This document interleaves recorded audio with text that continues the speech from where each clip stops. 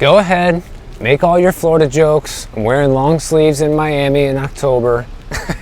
But hey guys, it's kind of drizzling out here right now, and I got my microphone receiver wrapped up in a plastic bag. Hopefully it's not going to get like really, a lot of rain. So if it stays like this, we should be okay.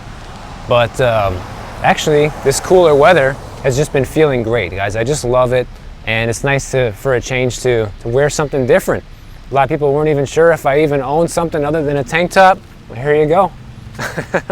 One real alarming trend that we are starting to see right now is more and more home buyers look to adjustable rate mortgages in order to get a loan for a property. And we've covered this a couple times, but the reason why this is so scary, guys, is not just because of the nature of an adjustable rate loan. And for those of you who don't know, adjustable rate means that it can fluctuate. You have a fixed period in the beginning, and then later on, the rate can change, and it can go up or down depending on where interest rates are.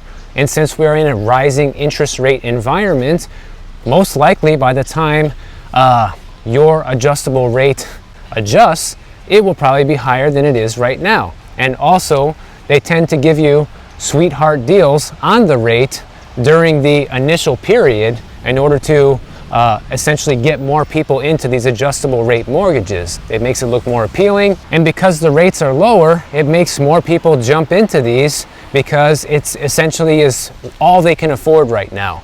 And that's where we have to look at the main problem with this, because all they can afford, guys, if you can't afford a house, for example, with a 30-year fixed rate, and the only way to afford it is to go with the adjustable rate mortgage, you're setting yourself up for disaster, okay? And this is not me being dramatic, because this is just simple math, all right? If you're signing up for an adjustable rate mortgage and the home payment is, say, $2,000 a month, and you can barely afford that right now, well, the next payment, when it goes up, could be somewhere in the neighborhood of $2,500, $2,700 maybe, okay? So can you afford that $600-700 a month increase whenever it does increase? And that doesn't include higher property taxes or, unexpected repairs on the home, other things that come up in life that you need to spend money on, or unexpected expenses with the house, because I guarantee you're going to have those too when you're a homeowner. And so if people are stretching themselves so thin that the only type of loan they can afford is adjustable rate, they're basically setting themselves up for failure. It's almost a guarantee that in the future they're going to have financial trouble with their home unless they sell the property before that loan adjusts, or they continue to increase their income over the years, and if the rate does adjust to a higher rate, then they can still afford the increase when that happens. But the problem is, most people don't think this through and think that far ahead. What could be the most I could end up paying from this, okay? They don't ask those questions. They don't look at, what am I gonna do for a living, or where's my income gonna be in the next few years? They don't look at that. If you don't look at these things, then you're basically setting yourself up for disaster by jumping into the housing market, taking the riskiest type of loan that they offer. In the last video, we talked about the layoffs and all these people who could be losing their jobs over the next few months. And to top it all off, it's like when we're in this risky of a situation right now with the economy in general, why would you put yourself in further harm's way by signing up for the riskiest type of mortgage that could possibly be offered to you? I don't get it, guys. I don't understand why people would do this. If you're someone out there and the only thing you can afford in order to buy a house is that adjustable rate mortgage, don't do it, guys. Continue to rent, okay?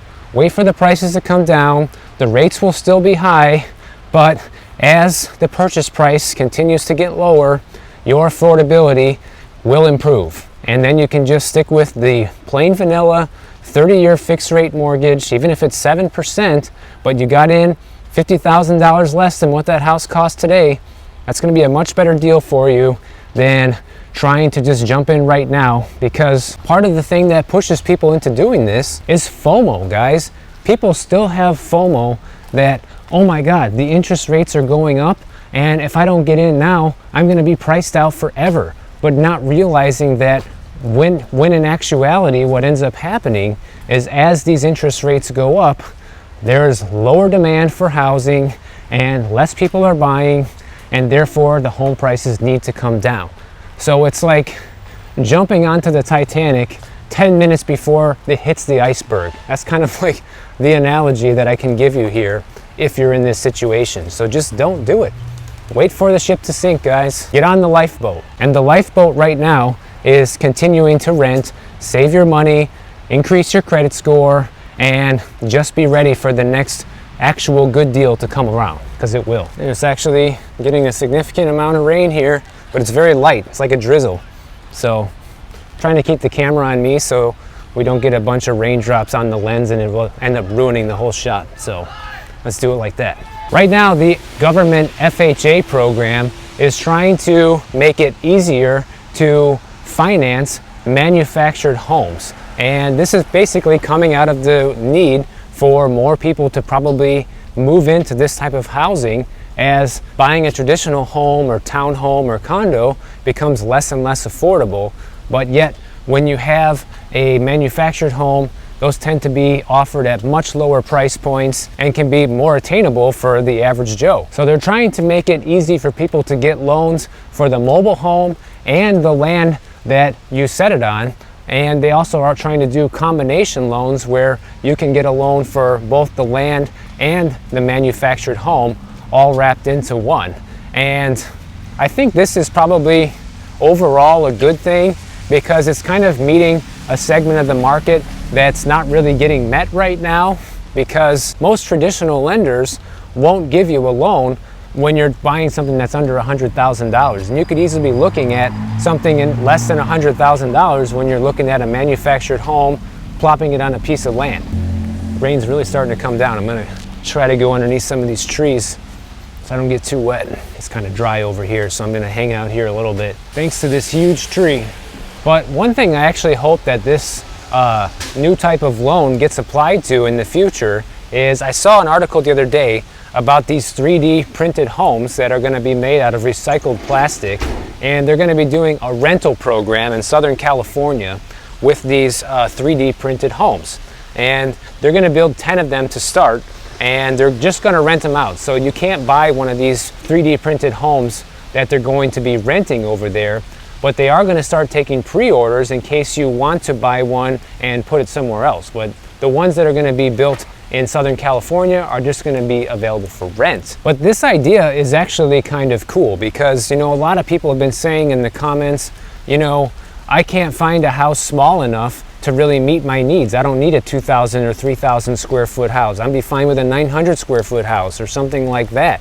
And the cool thing about the 3D printed homes is they can be made extremely fast, guys. We're talking just in a few days they can print one of these houses out. And they say that's about 70% faster and 30% cheaper compared to traditional construction. And this is, I think, something that we need right now. But we also need the zoning in order to put these type of printed homes on more land. Because, you know, if you look at an area right here, like where I'm standing, they're not going to let you put one of these 3D printed homes on one of these properties and tear down one of these houses. But that's kind of the problem, right?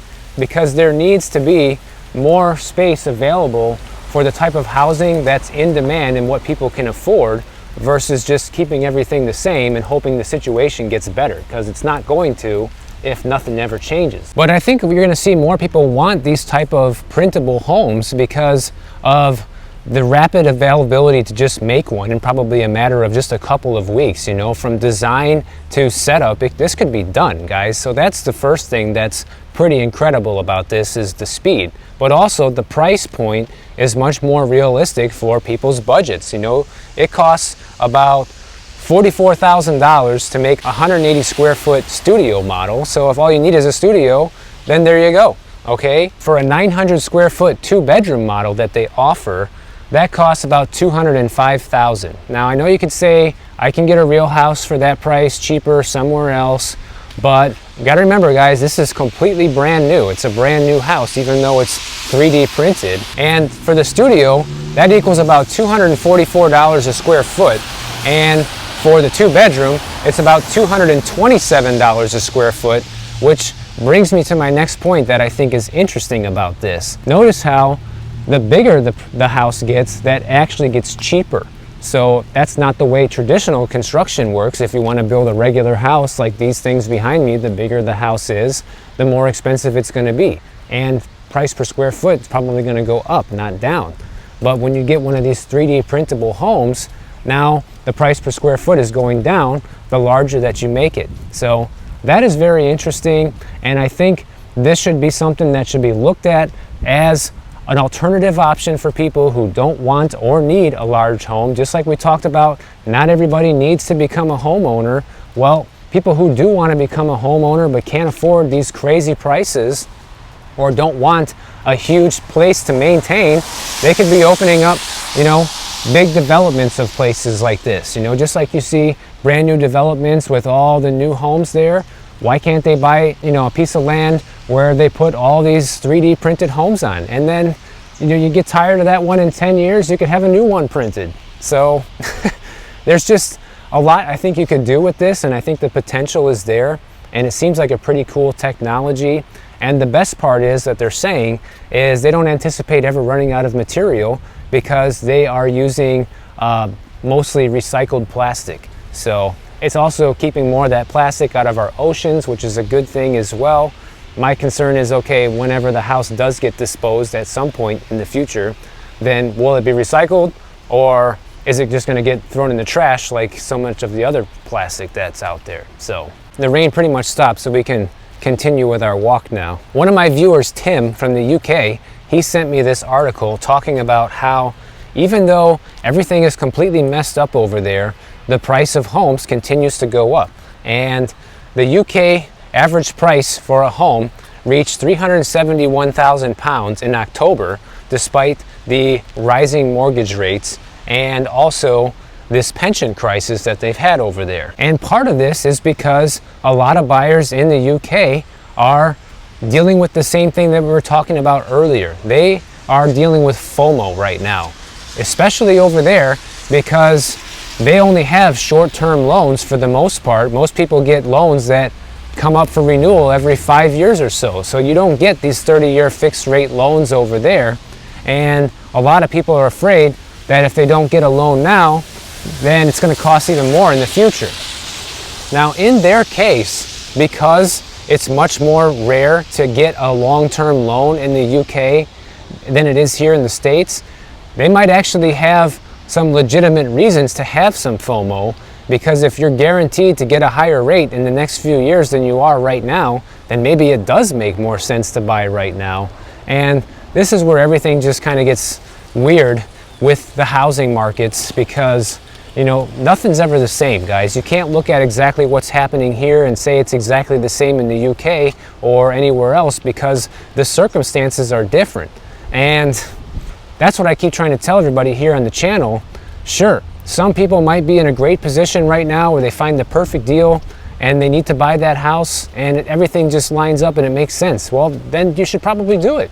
If you're in a situation where it makes no sense to buy a house because it's still cheaper to rent and everything in your area is extremely expensive, then don't do it. You're not looking at adjustable rate mortgages like in the UK, don't do it. It's all perspective, guys. It's all situational. It's all circumstantial depending on where you live and what's happening in your area. So I know some of you write me and say, prices are still high here, there's still bidding wars and all of this.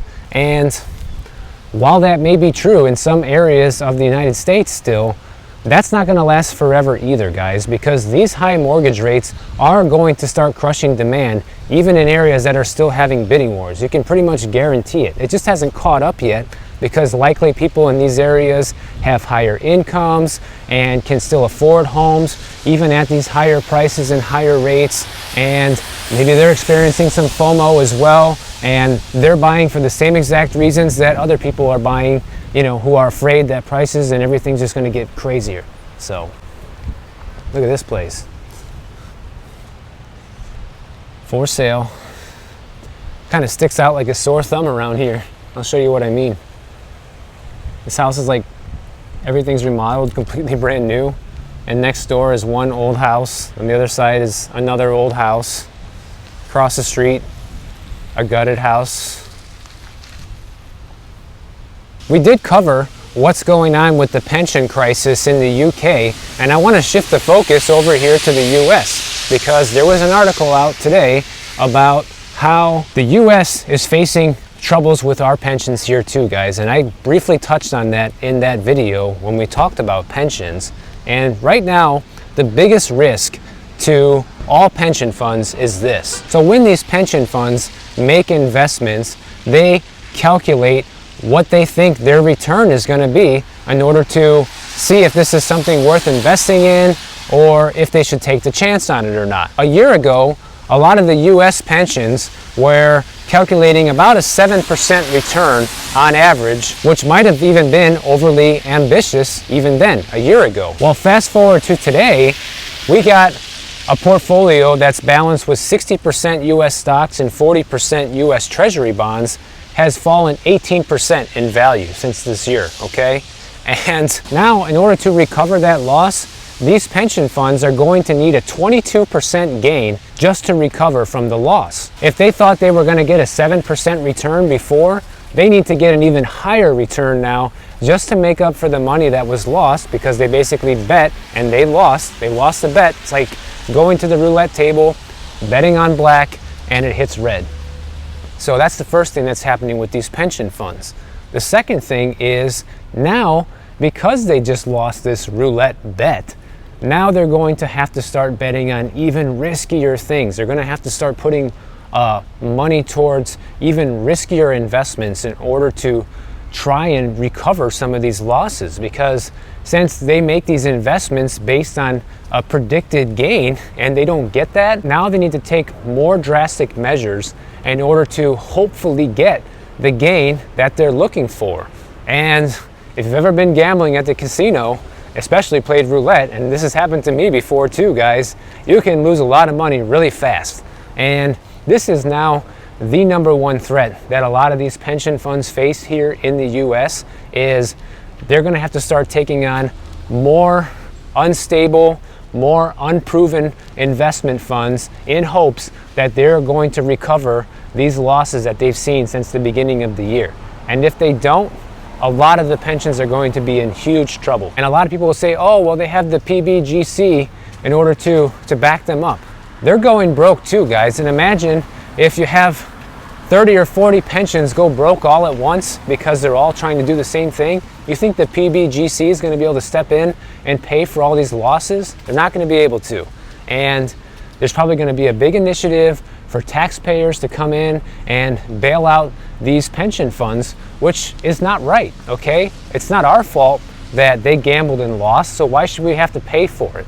So there's that. And so this article goes on to say that if you think this whole pension thing is bad, it gets much worse with Social Security. Right now, Social Security has almost a $20 trillion deficit, guys, which are going to require higher taxes or lower benefits or both in order to basically be able to pay the funds that Social Security is promising in the future. All of these defined benefit plans, whether it be your pension or Social Security, are in big trouble right now. And that's why I keep saying in the videos about retirement that you cannot rely on this. You can't rely on any of this stuff. You know, you need to have your own method for retirement nowadays. These things are just no longer reliable. And trust me, I hope that everyone who worked a lifetime at a company, they get the pension that they deserve and that they were promised. Because if they don't, it's criminal, guys. And it's just wrong. It's sad. I'm not happy about it, but I'm reporting on it because it's something that's happening. It's a looming threat right now. And if people don't get the money that they're promised, then it's going to be bad news for everyone. Okay, we're all going to end up paying for this some way or another in the form of higher taxes, whatever. So this is not a good thing. So I suppose we all need to just do the same thing. We plan for the worst and hope for the best. That's usually the best way to go. At least that's what I've found in my own life, and it usually works out pretty good. You know, I'd rather have investments set on the side and money set on the side that I don't actually need, rather than trying to scramble to get it at the last minute when it's too late and there's no other options. So I think that's where all of us should be sitting at right now, is just planning for the worst and hoping for the best. If you guys always want to catch my latest upload, make sure you click the bell notification below this video. And if you don't want to wait for the newest one, check out my video from yesterday right over here, and I'll see you in the next one.